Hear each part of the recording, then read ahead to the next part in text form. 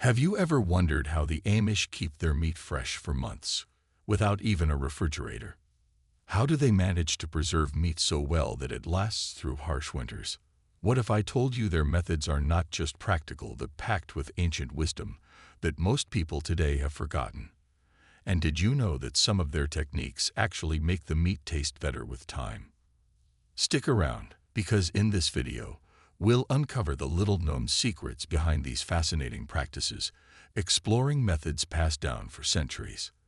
You'll learn about salt curing, smoking, canning, and even pickling, approaches not only rooted in tradition, but also perfect examples of sustainable living.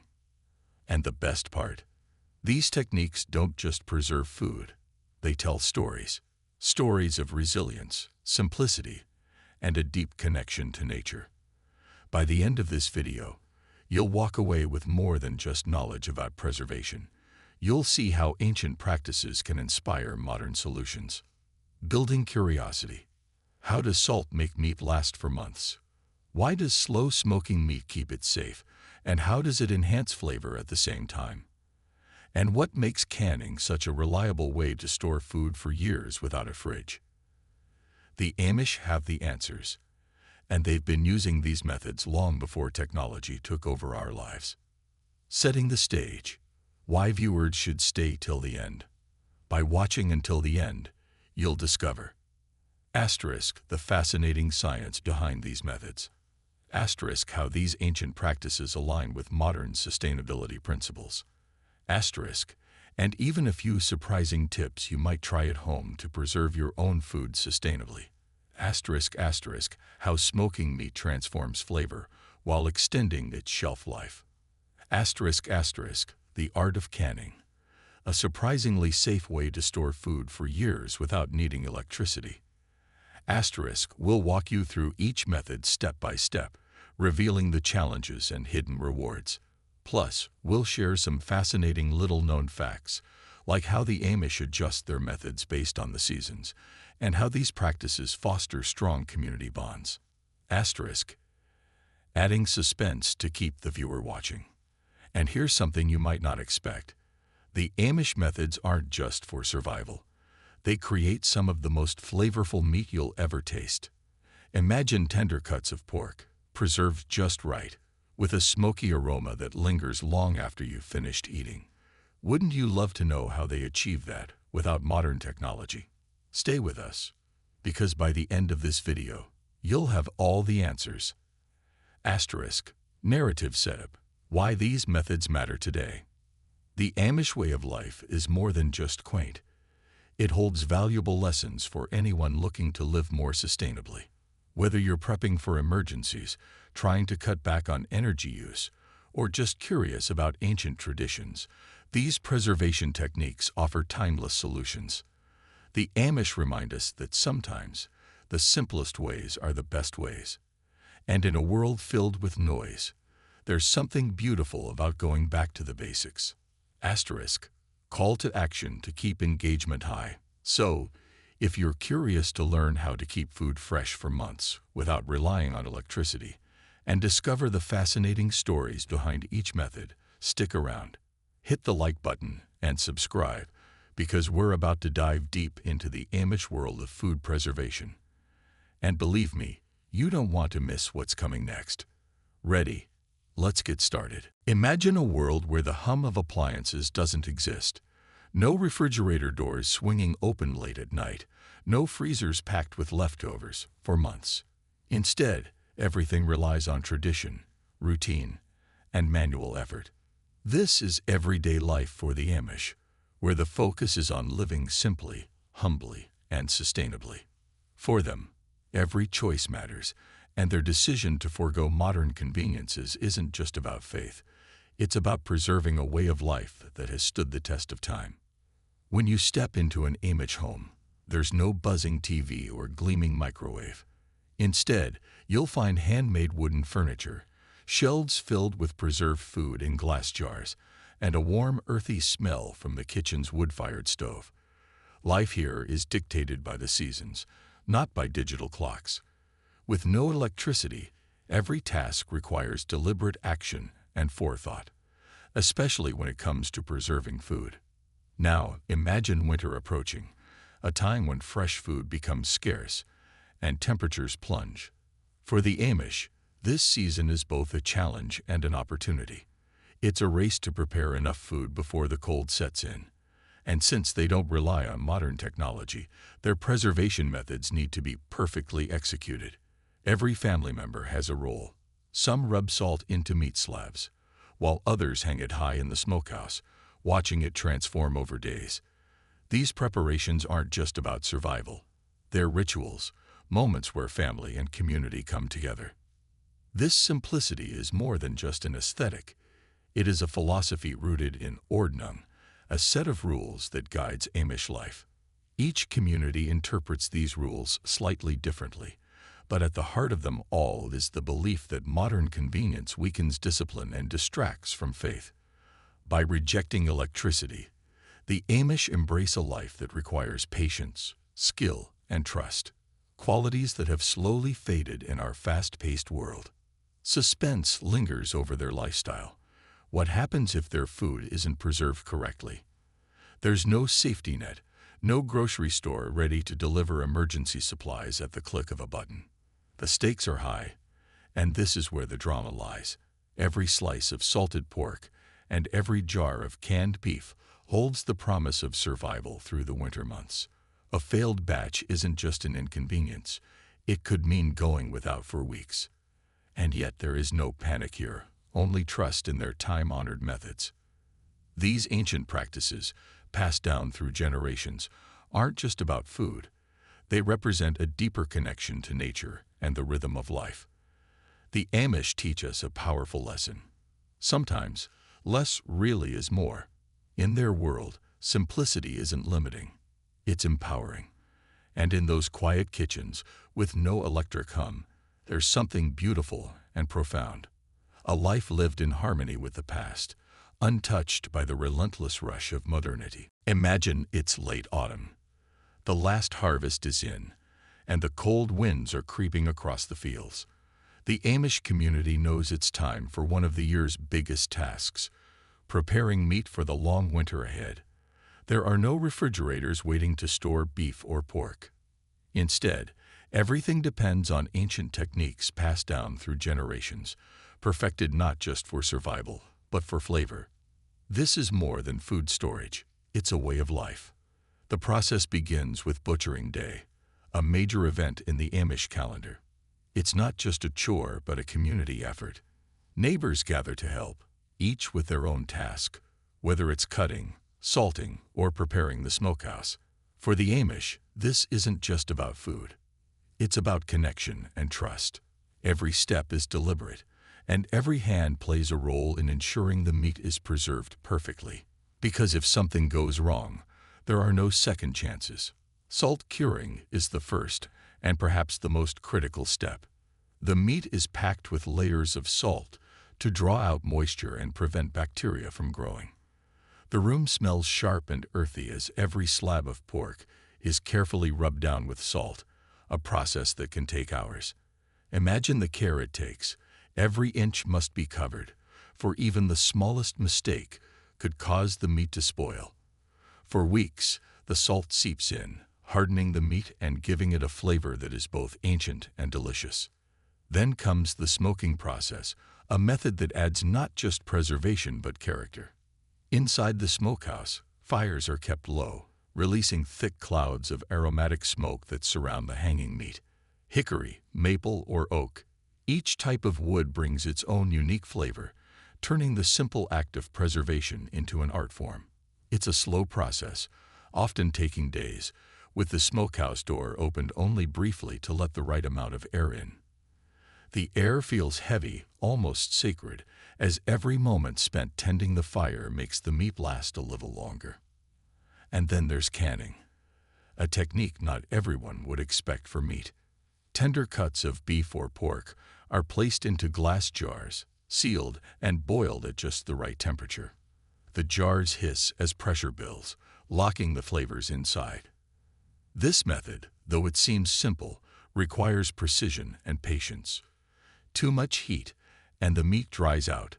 Too little, and it becomes unsafe to eat. When done right, though, the jars can sit untouched on a shelf for years, each one a time capsule of the day it was sealed. But what makes these methods so intriguing is that they aren't just about survival. They also reveal a deep understanding of nature's cycles.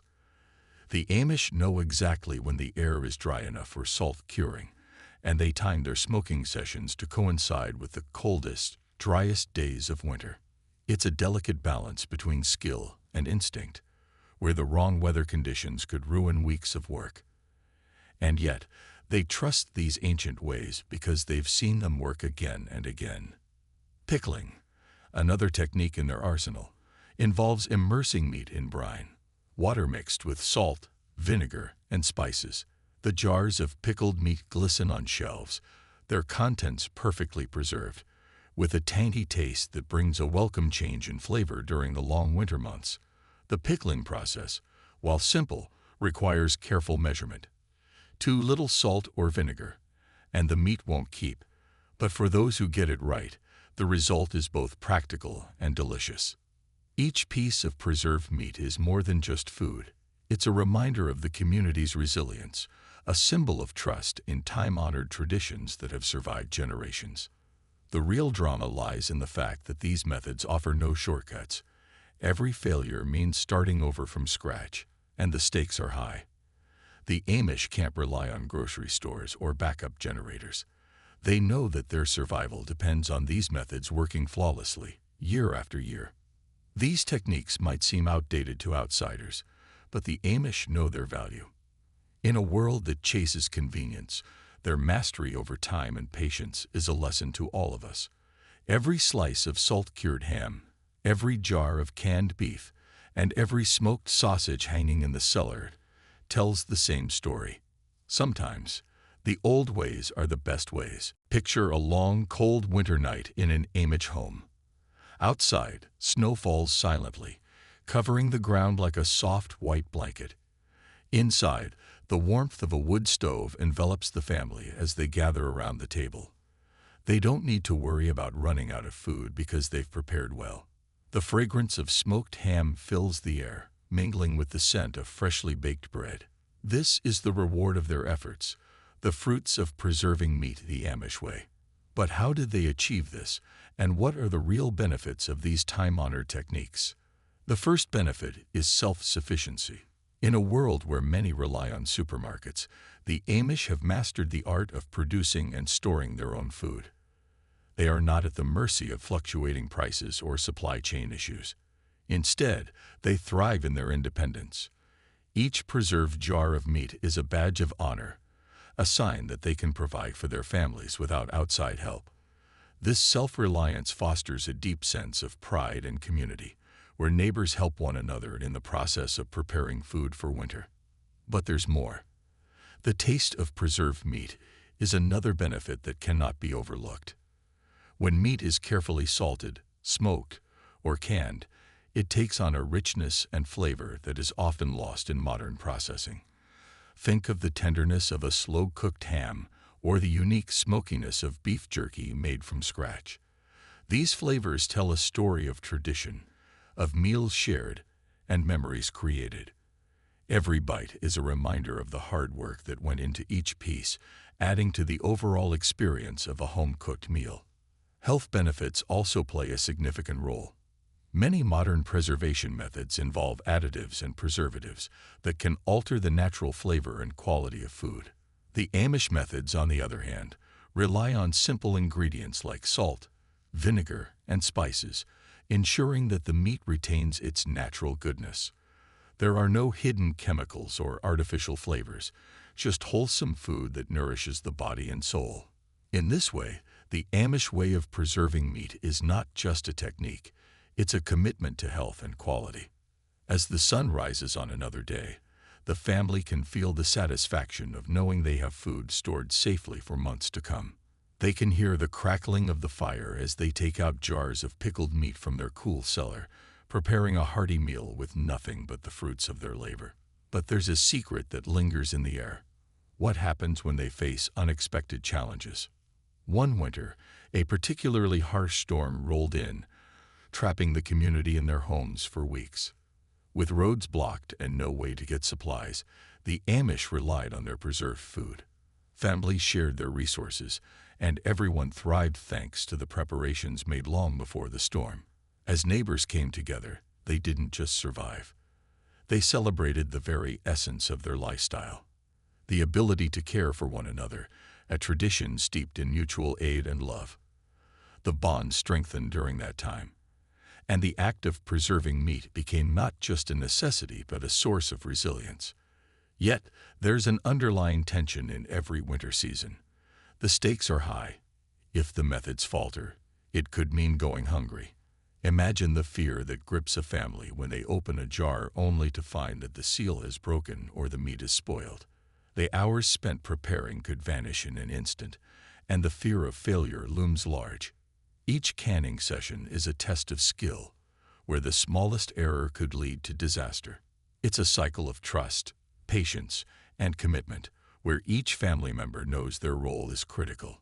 And as the months go by, each preserved piece of meat becomes not just a meal but a symbol of survival.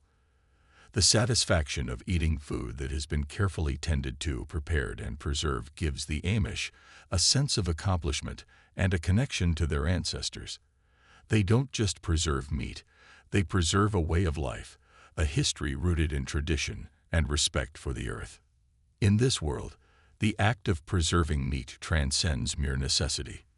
It becomes an integral part of their identity, a dance with nature and time itself, where every moment is filled with purpose. As winter descends, a sense of calm blankets the Amish community. However, lurking beneath this tranquility are the challenges that come with preserving meat without modern conveniences. What happens when the methods falter?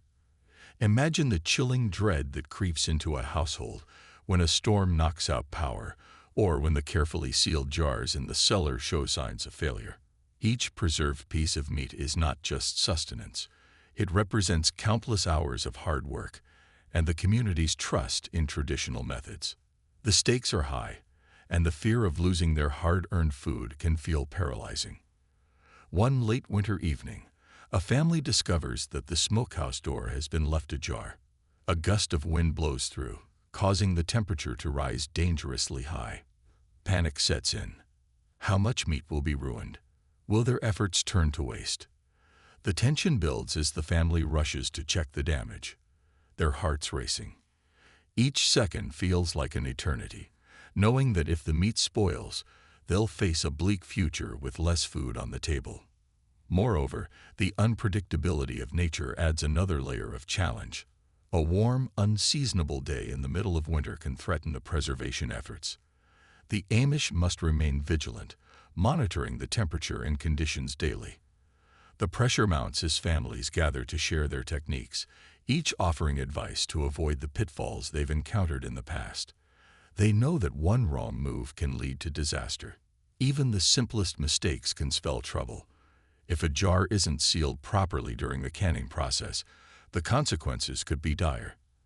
As the family gathers for their evening meal, they quietly wonder if the meat will be safe. There's an unspoken tension in the air. What if they find that jar with the broken seal? It's a reality they face every day, living on the edge of success and failure, trusting their skills while knowing the risks involved. But with these challenges come the bonds of community. When one family struggles, others rally to help. Together, they share their experiences, wisdom, and techniques, turning potential disasters into stories of triumph. This spirit of cooperation is essential. It transforms challenges into opportunities for growth and unity.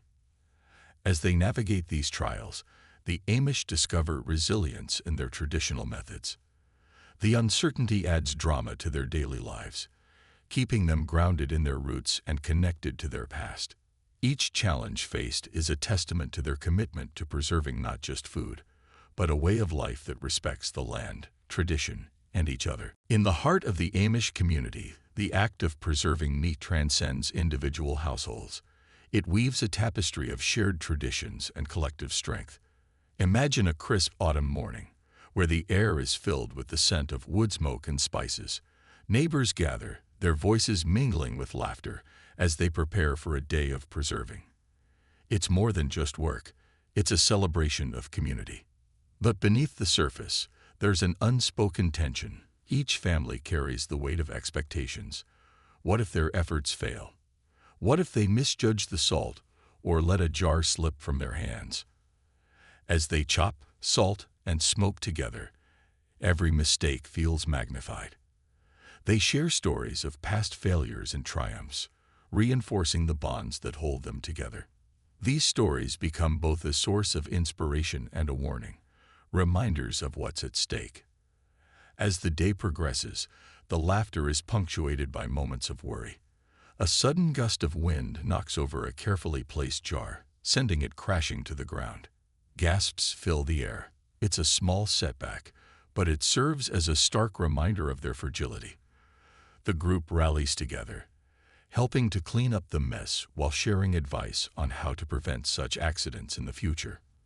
This moment of crisis becomes a catalyst for deeper connection, reinforcing the idea that together they can overcome any challenge. During the peak of meat preservation season, it's not uncommon for families to host communal canning sessions. Picture a long table, lined with jars waiting to be filled. Friends and neighbors exchange tips, techniques, and recipes, creating a space where knowledge flows as freely as the laughter. The atmosphere is charged with a sense of purpose, yet a shadow of doubt lingers. Will they be able to store enough food for the winter? As the night falls, families light lanterns and gather around the tables.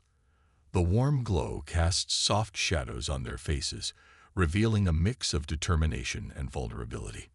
They share meals made from last season's preserved meats, savoring the fruits of their labor. But amidst the feasting, the question lingers.